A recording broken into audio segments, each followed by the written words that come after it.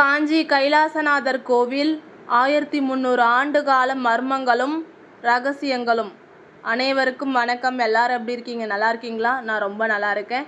இந்த பதிவு மூலமாக உங்கள் அனைவரையும் சந்திக்கிறதுல எனக்கு ரொம்ப சந்தோஷமாக இருக்கிறது. காஞ்சிபுரம் பல்லவர்களின் தலைநகரம். 1300 ஆண்டுகளுக்கும் மேலாக ஒரு மர்மமான ரகசியத்தை இந்த மணற்கற்கள் சுவர்கள் சுமந்து நிற்கின்றன. ராஜசிம்ம பல்லவன் கட்டிய இந்த ஆலயம் வெறும் கற்களால் ஆனதல்ல, அமானுஷ்ய சக்திகளாலும் வெளிப்படுத்தப்படாத புதையல் ரகசியங்களாலும் ஆனது. இன்று நாம் பார்க்க போவது நவீன அறிவியலுக்கே சவால் விடும் காஞ்சி கைலாசநாதர் கோவிலின் அறியப்படாத பக்கங்கள். வரலாறு. கிபி 685 முதல் 705 வரை இரண்டாம் நரசிம்மன் எனப்படும் ராஜசிம்மன் தனது கனவு திட்டமாக இதை உருவாக்கினான். தென்னிந்தியாவில் மணற்கற்களால் கட்டப்பட்ட முதல் முழுமையான கட்டுமான கோவில் இதுதான். இந்த கோவிலை பார்த்த பிறகுதான் ராஜராஜ சோழனுக்கு தஞ்சை பெரிய கோவிலை கட்ட வேண்டும் என்ற உத்வேகம் வந்ததாக வரலாறு கூறுகிறது. ஆனால் சோழர்கள் கூட நெருங்க முடியாத சில நுணுக்கங்கள் இங்கே ஒளிந்துள்ளன. ரகசியம் மற்றும் புதையல். நிலத்தடி அறைகளின் மர்மம். புதையல் என்றாலே தங்கம் என்று நினைக்காதீர்கள். இந்த கோவிலின் சிற்பங்களுக்கு பின்னால் ஏதோ ஒரு ரகசிய மொழி இருப்பதாக ஆராய்ச்சியாளர்கள் கருதுகின்றனர். இந்த கோவிலின் பிரகாரத்தில் 58 சிறு கோவில்கள் உள்ளன. ஒவ்வொன்றிலும் சிவபெருமானின் வெவ்வேறு வடிவங்கள். இதில் ஒரு குறிப்பிட்ட வரிசைப்படி பார்த்தால் பல்லவர்கள் மறைத்து வைத்த நிலத்தடி சுரங்க பாதைக்கான வழி கிடைக்கும் என்று ஒரு ஐதீகம் உண்டு. கோவிலின் தென்மேற்கு மூலையில் இருக்கும் ஒரு குறிப்பிட்ட சுரங்கம் எங்கே செல்கிறது என்பது இன்றும் மர்மமே. அமானுஷ்ய சக்தி மற்றும் வழிபாடு. இங்கே வீற்றிருக்கும் 16 பட்டை கொண்ட பிரம்மாண்டமான லிங்கம் அமானுஷ்ய ஆற்றல் கொண்டது. அமைதியான நேரத்தில் இந்த லிங்கத்தின் முன் அமர்ந்து தியானித்தால் ஒரு விதமான அதிர்வை உணர முடியும் என பக்தர்கள் கூறுகின்றனர். குறிப்பாக சர்ப்பதோஷம் அல்லது ராகு கேது தோஷம் உள்ளவர்கள் இங்கிருக்கும் சிற்பங்களுக்கு இடையில் ஒரு முறை வலம் வந்தால் தீராத வினைகளும் தீரும் என்பது நம்பிக்கை. மறுபிறவி ரகசியம். பிறவழி நுழைவாயில். இந்த கோவிலின் மிக முக்கியமான த்ரில்லர் அம்சம் அதன் நுழைவாயில் மற்றும் வெளியேறும் வழி. கருவறைக்குள் நுழையும் பாதை மிகவும் குறுகியது. உள்ளே நுழைவது பிறப்பு, வெளியேறும் பாதை இன்னும் குறுகியது, இது இறப்பு.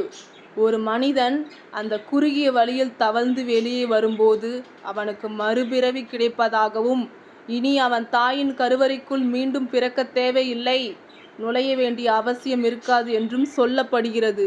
இதற்கு பெயர்தான் பிறவழி ரகசியம். ராஜசிம்மனின் சவால். ஒரு அமானுஷ்ய போட்டி. இந்த கோவில் கட்டி முடிக்கப்பட்ட போது ஒரு விசித்திரமான சம்பவம் நடந்ததாக கல்வெட்டுகள் சொல்கின்றன. மன்னன் ராஜசிம்மன் இந்த கோவிலின் கும்பாபிஷேகத்திற்காக ஒரு தேதியை குறித்து வைத்திருந்தான். ஆனால் அதே நாளில் சிவபெருமான் ஒரு ஏழை பக்தரான பூசலார் நாயனாரின் மணக்கோவிலுக்கு செல்ல விரும்புவதாக மன்னனின் கனவில் தோன்றி கூறினாராம். ஒரு மாபெரும் அரசன் பல கோடிகள் செலவு செய்து கட்டிய கோவிலை விட ஒரு ஏழை தன் மனதில் நினைத்து கட்டிய கோவிலுக்கு இறைவன் முக்கியத்துவம் கொடுத்த அந்த ரகசியம் இன்றும் இந்த கோவிலின் அமைதிக்கு பின்னால் ஒரு பெரிய பாடமாக இருக்கிறது. ஒளியியல் ரகசியம். பல்லவர் காலத்து கட்டிடக்கலையில் ஒளியியல் ஒரு முக்கிய பங்கு வகிக்கிறது. இந்த கோவிலின் சில குறிப்பிட்ட இடங்களில் நின்று நீங்கள் மெதுவாக பேசினால் கூட அது கருவறையில் இருக்கும் சிலைகளுக்கு தெளிவாக கேட்கும் வகையில் வடிவமைக்கப்பட்டுள்ளது. எதிரிகள் யாராவது கோவிலுக்குள் நுழைந்தால் அவர்கள் நடக்கும் சத்தம் தூரத்திலேயே எதிரொலிக்கும் விதமாக இந்த மணற்கல் சுவர்கள் அடுக்கப்பட்டுள்ளன. இது பாதுகாப்பிற்காகவா அல்லது வழிபாட்டிற்காகவா என்பது இன்றும் ஒரு புரியாத புதிர்தான். காலத்தை காட்டும் நிழல்கள். மணற்கற்கள் வெப்பத்தை உள்வாங்கிக் கொள்ளும் தன்மை கொண்டவை. ஆனால் இந்த கோவிலின் உட்புறம் எப்போதும் ஒரு விதமான குளிர்ச்சியுடன் இருப்பதை நீங்கள் கவனிக்கலாம். ரகசியம். 1300 ஆண்டுகளுக்கு முன்பே சூரியனின் திசைக்கு ஏற்ப நிழல்கள் எங்கே விழ வேண்டும், அதன் மூலம் கருவறைக்கு எவ்வளவு ஒளி கிடைக்க வேண்டும் என்பதை மிக துல்லியமாக கணக்கிட்டுள்ளார்கள். நவீன கருவிகள் இல்லாத காலத்தில் இந்த கால கணிப்பு எப்படி சாத்தியமானது? சிலைகளின் மர்ம கண்கள். இங்குள்ள நந்தி சிலைகளும் துவாரபாலகர் சிலைகளும் ஒரு விசித்திரமான கோணத்தில் செதுக்கப்பட்டிருக்கும்.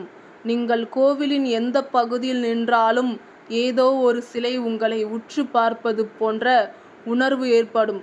குறிப்பாக இரவில் இந்த மணற்கற்கள் சிற்பங்கள் உயிர் பெற்று நம்மை பார்ப்பது போன்ற ஒரு அமானுஷ்ய உணர்வை சில பயணிகள் பகிர்ந்துள்ளனர். புதைந்துள்ள இரகசிய குறியீடுகள்.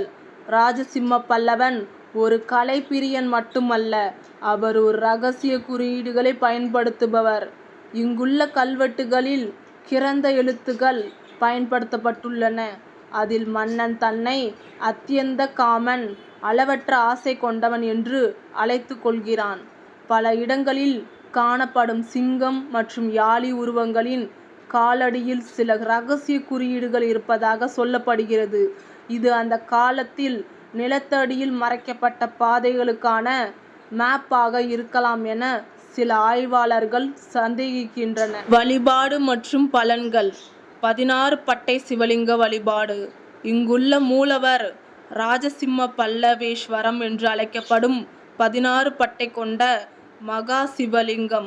இந்த லிங்கத்தை வழிபாடு செய்வதால் எடுத்த காரியங்களில் வெற்றி கிடைக்கும். குறிப்பாக மனக்குழப்பத்தில் இருப்பவர்கள் இங்கு தியானம் செய்தால் மன அமைதியும் தெளிவான முடிவெடுக்கும் திறன் கிடைக்கும். ஏற்கனவே கூறியது போல் பிறவழி, மறுபிறவி அறுக்கும் வழிபாடு. கருவறையை சுற்றி வரும் குறுகிய பிரகாரம் பிறவழி என்று அழைக்கப்படுகிறது. இந்த பாதை வழியாக நுழைந்து தவழ்ந்து வெளியே வருவது ஒரு தவம் போன்றது. இப்படி செய்வதால் ஒருவருக்கு இனி பிறப்பற்ற நிலை மோட்சம் கிடைக்கும் என்றும் அவர்களின் பாவங்கள் அனைத்தும் நீங்கும் என்பதும் ஐதீகம். தட்சிணாமூர்த்தி வழிபாடு. இங்குள்ள தட்சிணாமூர்த்தி சிலை மிகவும் கலைநயம் மிக்கது. கல்வி மற்றும் ஞானம் பெற விரும்பும் மாணவர்கள், ஆராய்ச்சியாளர்கள் இங்குள்ள குரு பகவானை வழிபடுவது மிகுந்த பலனை தரும். சிறப்பு பரிகாரங்கள். சர்ப்பதோஷ பரிகாரம். ராகுகேது. கோவிலின் சுற்றுச்சுவர் மற்றும் தூண்களில் ஏராளமான சிற்பங்கள், குறிப்பாக யாளி மற்றும் நாகங்களின் உருவங்கள் செதுக்கப்பட்டுள்ளன. பரிகாரம். ஜாதகத்தில் ராகுகேது தோஷம் அல்லது நாகதோஷம் உள்ளவர்கள் இங்குள்ள சிற்பங்களுக்கு நெய் தீபம் ஏற்றி வழிபடுவது தோஷத்தின் வீரியத்தை குறைக்கும். திருமண தடை நீங்க. இங்குள்ள பார்வதி தேவியின் பல்வேறு வடிவங்கள் மற்றும் சிவபார்வதி திருமணக்கோல சிற்பங்கள் மிகவும் விசேஷமானவை.